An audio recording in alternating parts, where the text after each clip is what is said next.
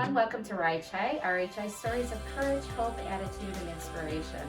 My name is Sharon Clausen, and I work here in the foundation at RHI as the Annual Fund Event Officer. And today, I'm really excited to introduce you to Mike Duncan. Mike was a previous patient at RHI in 2017. That's right, yes. And so he's here to tell us a little bit about his story, his experience, why he came to RHI. And so I'm gonna just open it up with what happened, what brought you to RHI. Sure, and thank you for the opportunity to be here and share my story. In 2017, I was becoming ill, and I saw a doctor, and they determined that I had liver disease and would need a transplant. So I continued to see the doctor and had checkups, and at one point I was at actually IU Health University Hospital, and I had a visit, and they determined that I had an infection, and so they admitted me, and I never left after that. They did lots of tests and determined that I needed a transplant sooner than they had thought, and so they finally got me on the transplant list on July the 4th of 17, and 3 weeks later to the day on July 25th, I was transplanted.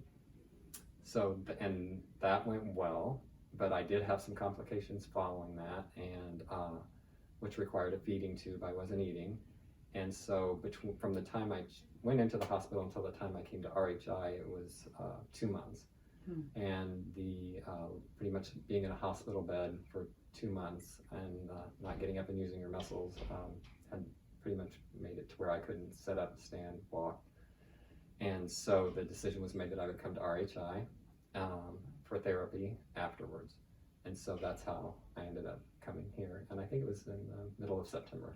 When you arrived to RHI, you couldn't walk, sit. I couldn't sit up. They had to instruct me how, when I was laying in bed, because I couldn't even sit up. So they had to instruct me how I could, get myself up. They had to hold me when I would stand, to get on the scales to weigh myself, because I couldn't stand on my own, and certainly couldn't walk. So that was where we started. We pretty much started from the beginning. So what kind of therapies did you participate in here? We did physical therapy, we did occupational therapy, and I think a little bit of speech therapy as well. For swallowing? And, yes, okay. Yes, we did all of that. Okay. Yes, yeah. So, and I was in the transplant unit, or the surgical unit here, and all the nursing staff were just so great.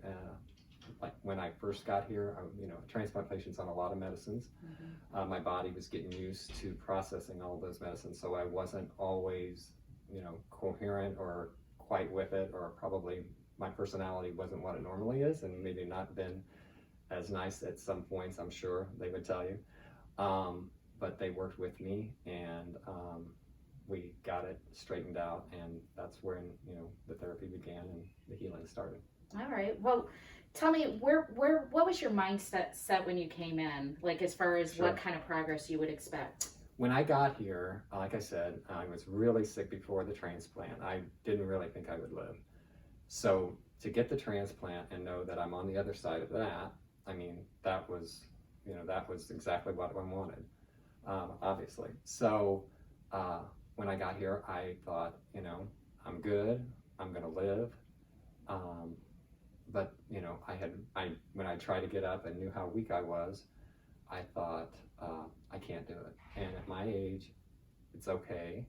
I'm gonna live. I want to learn enough to be able to function. And so if that means, getting a wheelchair and using a wheelchair for accessibility, and maybe getting a van that I could use to get to and from work, that's fine. And that's great. And that's where I just resigned that that's the way the rest of my life was going to be. But the staff here said, no, that's not going to be the way it works, and we're going to try this. And it'll be slow, but we're going to work with you, and let's see how it goes. And that's how it started. All right.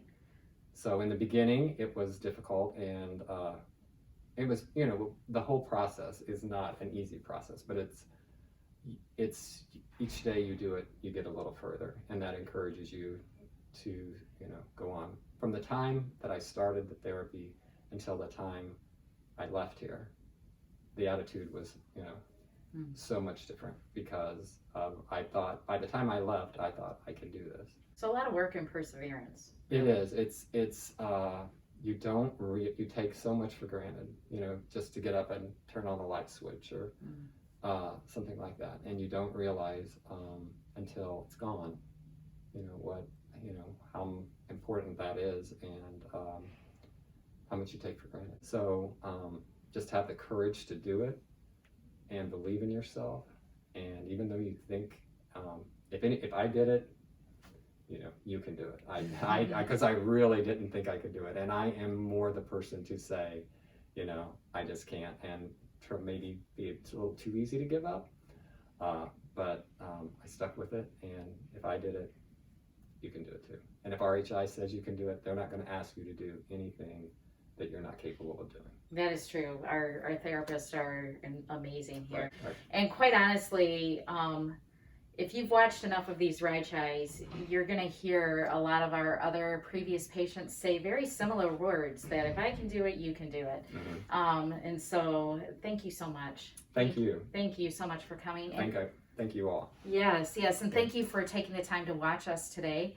And so much of what Mike's story is, and so many other people that we have here on RHI, is because we do have people like you that donate to the RHI Foundation, provide those funds, help provide the equipment that the therapists use, some of the research that goes behind the therapy that's done here.